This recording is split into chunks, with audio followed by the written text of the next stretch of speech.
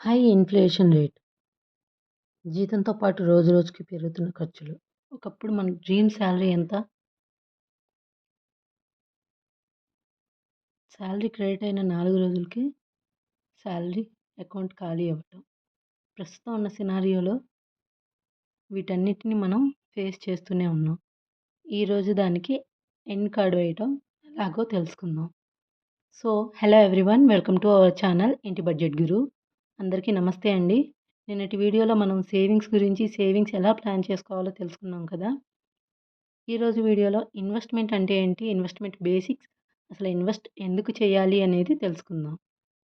ముందుగా ఇన్వెస్ట్‌మెంట్ అంటే ఏంటి? మన డబ్బును ఫ్యూచర్ కోసం రైట్ టైంలో, రైట్ వేలో ఇన్వెస్ట్ చేయటం. పెట్టడం. అంటే అందరూ అనుకుంటారు, మనం సేవింగ్స్ చేస్తున్నాం కదా! సేవింగ్సు, ఇన్వెస్ట్‌మెంటు ఒకటి కాదా అని. సేవింగ్స్ వేరు, ఇన్వెస్ట్‌మెంట్ వేరండి. సేవింగ్స్ అంటే మన డబ్బుని భద్రంగా దాచుకోవడం. బట్ ఇన్వెస్ట్‌మెంట్ అంటే ఫ్యూచర్ కోసం ఇన్వెస్ట్ చేయటం. అంటే ఇక్కడ మన డబ్బుని సంపదగా మారటానికి దానికంటూ కొంత టైం ఇస్తున్నాం. కొంత టైం పాటు మన డబ్బుని ఇన్వెస్ట్ చేస్తున్నాం. సో, దీన్నే ఇన్వెస్ట్‌మెంట్ అంటారు. ఈ ఇన్వెస్ట్‌మెంట్ యొక్క మెయిన్ గోల్ వచ్చేసి ఏంటి అంటే డబ్బు యొక్క విలువను పెంచడం. యెస్, మీరు విన్నది కరెక్టే. ఇన్వెస్ట్‌మెంట్ యొక్క మెయిన్ గోల్ వచ్చేసరికి డబ్బు యొక్క విలువను పెంచడం. డబ్బు యొక్క విలువ ఎలా పెరుగుతుందండి? ఒకప్పుడు మనందరి డ్రీమ్ సాలరీ ఎంత? అంటే ఒక 10 ఇయర్స్ బ్యాక్ నా డ్రీమ్ సాలరీ 30,000. కానీ ఇప్పుడు రూ. 1,00,000 వచ్చినా గూడా అడ్జస్ట్ అవుతూ ఉండాల్సిన సిట్యుయేషన్ వచ్చింది. అలాగే 2011లో నేను ఇంటర్మీడియేట్ చదివేటప్పుడు నా 1 ఇయర్ కాలేజ్ ఫీ 60,000. బట్ ఇప్పుడు 80,000కి నర్సరీ ఫీజు గూడా రావట్లేదు. సో, ఖర్చు ఇన్‌ఫ్లేషన్‌తో పాటు అలా పెరిగిపోతూ ఉంది. సో, ఇన్‌ఫ్లేషన్‌కి తగ్గట్టుగా మన సేవింగ్స్ కూడా పెరగాలి కదా! సో, మన సేవింగ్స్ సంపదగా మారాలి అంటే దానికి కొంచెం టైం ఇచ్చి దాన్ని పెట్టుబడి చేయాలి. అందరూ అంటారు పెట్టుబడి రిస్క్ అని. రిస్క్ అయినా కూడా తీసుకోవాలండి. లేదంటే మన ఫ్యూచర్ రిస్క్‌లో పడిపోతుంది. ఇప్పుడు మనం సేవింగ్స్‌కి, ఇన్వెస్ట్‌మెంట్‌కి డిఫరెన్స్ ఏంటనేది తెలుసుకుందాం. సేవింగ్స్ అంటే మన డబ్బును భద్రంగా ఉంచడం. ఇన్వెస్ట్‌మెంట్ అంటే డబ్బును పెంచుకోవడం. ఈ సేవింగ్స్‌లో వచ్చేసరికి రిస్క్ పర్సెంటేజ్ అనేది చాలా తక్కువ ఉంటుంది.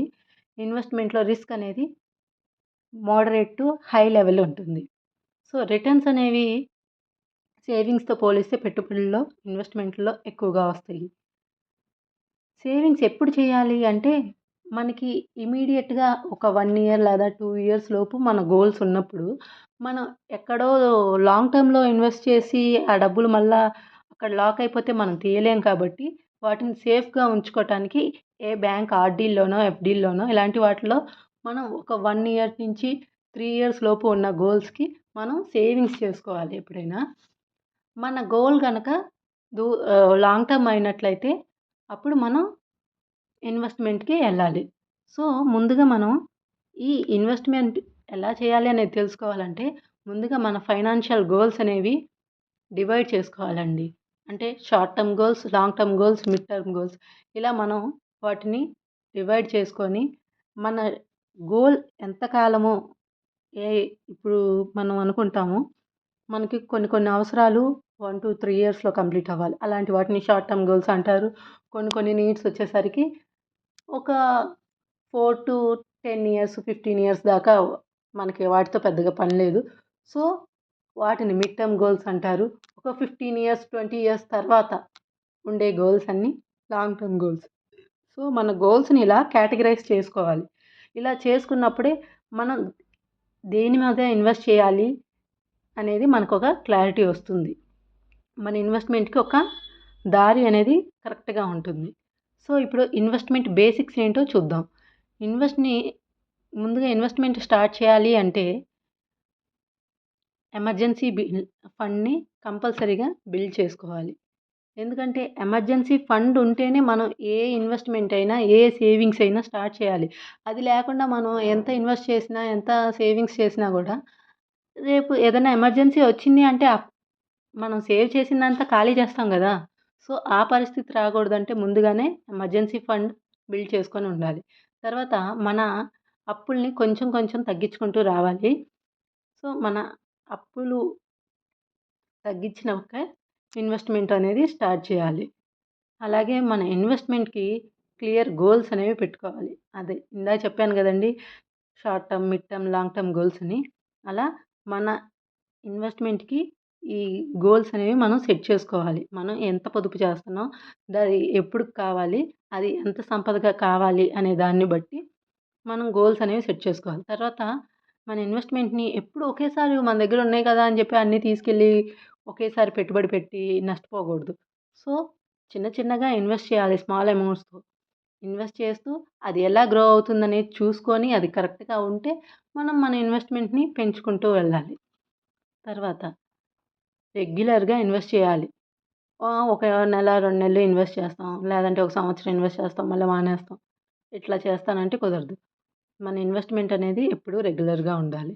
అలాగే అక్కడ ఇన్వెస్ట్‌మెంట్‌లో ఎప్పుడు కూడా రిస్క్ ఫ్యాక్టర్ అనేది ఉంటుందండి. ఆ రిస్క్ ఫ్యాక్టర్‌ని అండర్‌స్టాండ్ చేసుకొని ఇన్వెస్ట్ చేసినప్పుడే కరెక్ట్‌గా మంచి రిజల్ట్స్ అనేవి మనకి వస్తాయి. అలాగే don't put all your money in one place. ఇప్పుడు ఇన్వెస్ట్ చేయమంటున్నాం కదా అని అన్ని డబ్బులు తీసుకెళ్ళి ఏదో రియల్ ఎస్టేట్ మీదో లేదంటే అచ్చంగా ఒక గోల్డ్ కొనుక్కోనో లేదా ఒక స్టాక్స్‌లోనో ఎక్కడో పెట్టేసి లాక్ అయిపోవద్దు. ఎందుకంటే మనం ఏ సినారియో ఎప్పుడు ఎలా ఉంటుందనేది మనం చెప్పలేం. సో, మన మనీని ఎప్పుడు కూడా డైవర్సిఫై చేసుకోవాలి.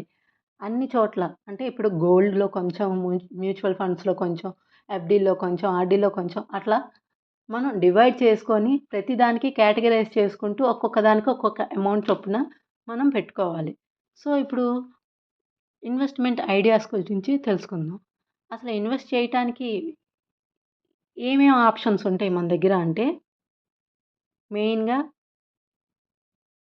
Gold, mutual funds, stocks, real estate, sovereign bonds, అలాగే ఎస్ఐపీస్ ఇలాంటివన్నీ కూడా మనం ఇన్వెస్ట్ చేయడానికి బెస్ట్ ఐడియాస్ అన్నమాట. సో, వీటిలో మనం ఎలా ఇన్వెస్ట్ చేయాలి? అంటే ఇప్పుడు గోల్డ్ అనుకోండి, మన దగ్గరలో ఉన్న మనకి బాగా తెలిసిన నమ్మకం ఉన్న గోల్డ్ షాప్‌కెళ్ళి గోల్డ్‌ని ఇన్వెస్ట్ చేస్తాం. అంటే ఇన్వెస్ట్ అంటే ఇప్పుడు నిజంగా మనం వేసుకోవాలి. మనం ఏ అవసరానికైనా ఏ అకేషన్ ఉన్నా మనం వేసుకుంటున్నాం అనేటట్లయితే గోల్డ్ ఆర్నమెంట్‌గానే కొనుక్కోవాలి. లేదు మన దగ్గర ఇప్పుడు వేసుకోవాల్సిన అవసరం ఏం లేదు. ఇది మన పిల్లల ఫ్యూచర్ కోసం అనేటప్పుడు మనం వాటిని కాయిన్స్ రూపంలోనో లేదంటే బిస్కిట్స్ రూపంలోనో తీసుకోవటం మంచిది. అలాగే బాండ్స్. ఈ గోల్డ్‌ని ఆల్టర్‌నేటివ్‌గా సావరీన్ బాండ్స్ అలా గవర్నమెంట్ బాండ్స్ ద్వారా కొనుక్కోవచ్చు. తర్వాత ఎస్ఐపీస్‌లో వచ్చేసరికి మనం నెల నెలా కొంచెం కొంచెంగా ఇన్వెస్ట్ చేస్తూ వెళ్ళొచ్చు. కొన్ని కొన్ని అయితే యాప్స్ రూ. 100 నుంచి ఎస్ఐపి స్టార్ట్ చేస్తా ఉన్నాయి. మనం అలా రూ. 100 నుంచో, రూ. 1000 లేతే 5000 అలా మన ఇన్‌కమ్‌ని బట్టి మన ఇన్‌కమ్‌లో ఒక 20% సేవింగ్స్ అని అనుకున్నాం గదా! ఆ 20%లో మనం డివైడ్ చేసుకోవాలి. కేటగరైజ్ చేసుకోవాలి. మనం వేటిలో లిక్విడిటీ ఎక్కువగా ఉన్న ఇన్వెస్ట్‌మెంట్ ఆప్షన్స్‌లో మనం ఎప్పుడు కూడా ఇన్వెస్ట్ చేయాలి. సో, మీకు నా వీడియో నచ్చిందా? నచ్చినట్లయితే వీడియోని లైక్ చేయండి, షేర్ చేయండి, సబ్స్క్రైబ్ చేయండి. ఇంకా మరిన్ని వీడియోస్ కోసం మన ఛానల్‌ని ఫాలో అవ్వండి. Thank you so much.